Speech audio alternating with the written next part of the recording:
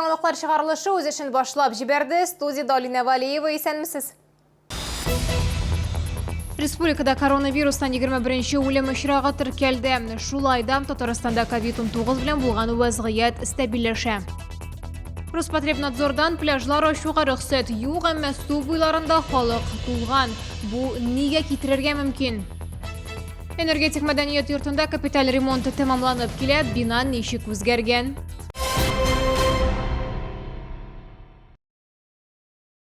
Татарстанда 10 июль көнне коронавирус юктыруның 36 яңа очрагы расланды. Шалда 5 кешедә COVID-19 ачыкланды. Республикада барлыгы 4929 кеше зарарланган, Шалыда 754. Моннан тыш Татарстанда коронавирустан 21-нче үлем теркәлде. Республика клиника хастаханәсендә Биектау районында яшәүче 28 яшьлек пациент 8 июль көнне вафат булды. Ул үпкәләрне ясалма вентиляцияләү аппаратына тоташтырылган булган, бөйер терапиясы үткән, җитди хроник авырулары да булган, нәтиҗәдә яшь кешенең организмы түзмәгән. Теманы дәвам итеп, Шалыда коронавирус белән бәйле хәл яхшыра. Бу хакта онлайн киңәшмәдә сәламәтлек саклау идарәсе башлыгы Александр Николаев хәбәр итте. Ул белдергәнчә, кирәк булган очракта үпкәләрне ясалма вентиляцияләү аппаратларына һәм пациентлар өчен урыннар санын арттырырга мөмкин. Элегрәк хәбәр ителгәнчә, Шалыда COVID-19 белән авыручыларга койкалар җитмәү очрагында Алабуга артыннан Менделеевскида госпиталь ачылачак. Тик бәхеткә күрше шәһәрдә резерв госпиталь әлегә кирәксез кала. В настоящий момент имеет стабилизация ситуации, но в случае необходимости резерв мощности почты фонда может быть увеличен. Также имеются приказы, маршрутизирующие приказы Минздрава о очередности открытия госпиталей резерва в случае необходимости. COVID-19 Шалының барлык профессиональ өлкәләрендә, социаль, хукук саклау һәм дәүләт структураларында теркәлгән. Шәһәрнең баш санитар табибы Илгизәр Бари сүзләренә караганда, Шалыда гамәлгә булган профилактика чаралары әле озак сакланачак. Экспертлар бәяләвенчә, алар 2021 елның февраленә кадәр дәвам итә ала. 6 июльдән салым инспекциясына алдан язылмыйча гына мөрәҗәгать итәргә мөмкин булачак. Хәзер гражданнарны кабул итү түбәндәге график буенча башкарыла. Дүшәмбе, чәршәмбе иртәнге 9-дан кичке 6-га кадәр, сишәмбе, пәнҗешәмбе 9-дан 8-гә, җомга 9-дан кичке 4:45 минутка кадәр, шимбә һәм якшәмбе ял көннәре. Атна саен кичке 6-дан 8-гә кадәр инспекция сишәмбе һәм пәнҗешәмбе көннәрендә түбәндәге хезмәтләр күрсәтә. Салым декларацияләрен кабул итү, бюджет белән хисапларның торышы һәм салым түләү бурычларын үтәү турында гаризалар кабул итү һәм белешмәләр бирү. Салым инспекциясына кергәндә Татарстан Республикасында кабул ителгән кагыйдәләр нигезендә индивидуаль саклану чараларын куллану мәҗбүри.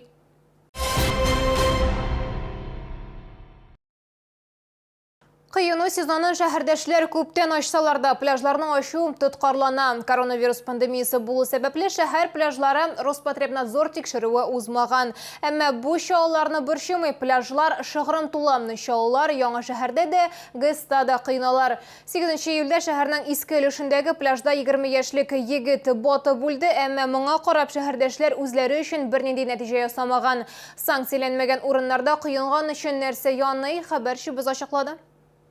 Эссе көндә күбесе сулыклар янына ашыга. Коронавирус пандемиясына карамастан пляжларда халык күп. Комда ял итү ярый, әмма суга кергә кирәкми ди белгечләр. Ул санитар нормаларга туры килми. Наша служба продолжает проводить исследования в местах организованного купания, исследование качества воды из поверхностных водоисточников. И, к сожалению, качество воды пока, скажем, не отвечает тем требованиям, которые бы дозволили легитимно или законно объявить о возможности начала купального сезона. Тик шалаларның күбесене тыюлар туктатмый. Дус ишләр, гаиләләр, балалар белән су буенда ял итүчеләр байтак. Әнә решетка бәйләгез, куегыз, охранник куегыз, берсендә кертмәсеннәр, пожалуйста. Кеше эзләр кая кирәк шунда. И все бетте. Конечно, монда ачык булган һичәп төшмәсеннәр. А то, что монда су пешерәк, конечно, может быть пешерәк. Но не шиксен, на самом деле кызу, крәсе килә, ул дөрес әйтә, ул бөтенләй урап алсыннар, кеше кермәй яшәгәннән. ГЭС бистәсе пляжында ял итүчеләр су кыйынуны тыю турында белми дә. Обед толсын да кіші көп бола енді, әлі пока нормально. Но күнде дерлік түгіл. Қызынабыз ғана көйілмейбіз, но кіріп суға ғана шумып шығам, бұлай көйілғаным жоқ. Санкцияланмаган урында куйынган өчен административ штраф каралган. Аның суммасы гражданнарга 1500 сумга кадәр, васвай затларга 5000 сумга кадәр, юридик затларга 50000 сумга кадәр. Лилия Гатина, Ленар Султанов, яңалыклар. Капиталь ремонт эшләре тәмамланып, Килә энергетик мәдәният сарайында ремонт эшләренең 4нче этабына керештеләре. Бу максатларга республика бюджетыннан 300 миллион сумнан артык акча бүлеп бирелгән иде. Бина ничек үзгәргән, хәбәрчебез күреп кайтты. Энергетик мәдәният сарайы 70-нче еллар башында төзелгән бина. 47 ел эчендә мәдәни учреждениене өлешчәгенә ремонтлаганнар. 9000 квадрат метр майданлы бинада масштаблы реконструкция беренче тапкыр үткәрелә. Шул кая тиз үтә көннәр, әле былтыр гына өметләр белән булыр микән, булмас микән, башланыр микән, юк микән дип башланган эшнең инде озагы шу күренеп тора. 80%-ка якын эш эшләнгән инде. Әле 3нче көн генә министрыбыз булып китте, ул инде сөенеп, ул да канатланып чыгып китте. Дизайнерлар реконструкция проектын төзегәндә яңа тенденцияләрне исәпкә алып, тамашачылар өчен уңайлыклар турында да онытмаганнар. Биткән эшләребез менә бәдрәфләр, әйбәт итеп аңа инде канализациялар алыштырылды, аңа инде вентиляциялар куелды, дымоудаление. Аның артыннан инде безнең беренче этажда мәдәният хезмәткәрләренең, методистларның бүлмәләре алар барсы да әзер инде 100%. Ремонт эшләре вакытында артистлар тик ятмаган, шәһәрдәшләребез өчен алар концертларны онлайн режимда үткәргән. Яңартылган сәхнәдә беренче чыгарылышлар сентябрь аенда булыр дип планлаштырыла. Лилия Гатина, Сергей Вильданов, яңалыклар. Шаллыда христиан гимназиясы төзелә башлады. Белем бирү учреждениесе 35нче комплекста урнашкан Георгий Победоносец мәхәлләсе территориясендә булачак. Барлык әзерлек эшләре тәмамланган, гимназия проекты килештерелгән һәм дәүләт экспертизасының уңай бәяләмәсе алынган. Төзелешкә рөхсәт шәһәр администрациясе тарафыннан 2020 елның 7 гыйнварында бирелгән. Төзелеш эшләре 2023 елда тәмамланырга тиеш. Гимназия безнең шәһәр өчен уникаль белем бирү учреждениесе булачак. Аның уку корпусларында рус классик мәктәбе программасы буенча төрле яшьтәге балалар белем алачак. Сойланган системаларның нигезләрен саклап, авторлар аларга заманча методик формалар биргән. Православие гимназиясының төп бурычы үсеп йөрүче буында әхлакый кыйммәтләрне үстерү. Воспитание в них христианской личности с закладыванием в них общих мировых ценностей. То есть здесь именно говорится о том, чтобы прививать любовь к Богу, любовь к ближнему, любовь к Отечеству.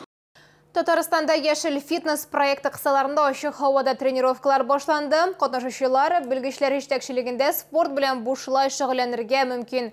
Безнең төшерү төркеме проектны оештыручылар белән очрашты һәм барлык нечкәлекләре белән танышты.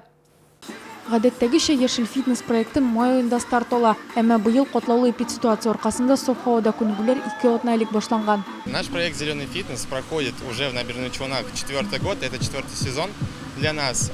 Мы занимаемся каждое лето в парках и скверах нашего города. Мы проводим бесплатные тренировки для всех жителей города. И наша аудитория абсолютно все от 0 до 150 лет.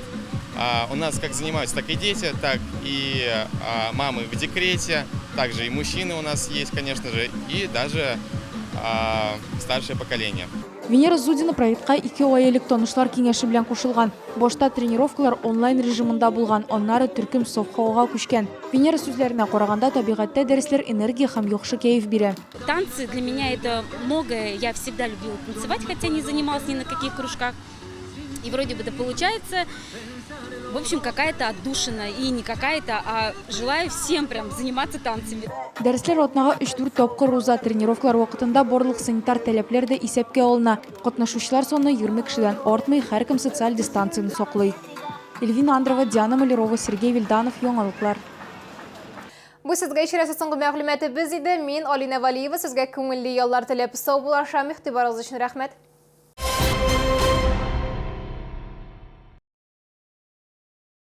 Качественная диагностика и эффективное лечение аденомы, простатита, эректильной дисфункции. Высококвалифицированные урологи. Клиника Урамед. Звоните 49 22 10. Скачай приложение такси aska.su. Настрой свой тариф. Рустикс Детейлинг. Наномойка, жидкое стекло, полировка фар и кузова, химчистка, удаление царапин, нанокерамика. Телефон 783-201. Телефон 783-001.